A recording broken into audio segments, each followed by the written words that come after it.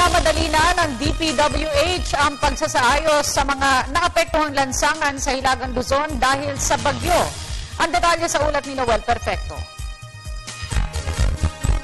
DPWH Disaster Response Teams ang pagsasaayos sa mga naapektuhang lansangan at tulay sanhi ng malakas na buhos ng ulan at matinding hangin dulot ng bagyong Silabuyo nang ito'y maglandfall kanina umaga sa Kasiguran, Aurora.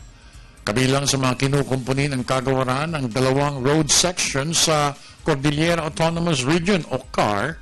Kinabibilangan ito ng Clavelia-Calanasan Road o Rabaul Section sa Apayao 2nd at ang Sinipsip-Bakun Road o II Section sa Benguet 2nd.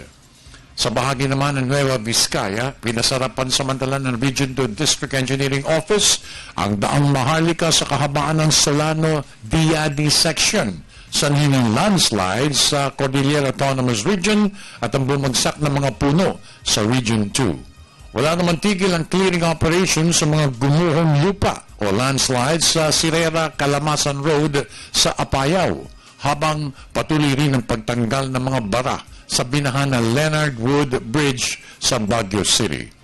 Lahat naman ng mga lansangan patungong Baguio City ay possible. Samantala, pinagdahan-dahan na rin ng DPWH ang mga motorista sa pagdaan sa traffic zigzag road sa Marcos Highway, partikular sa barangay Bayaksan, Tuba, Benguet.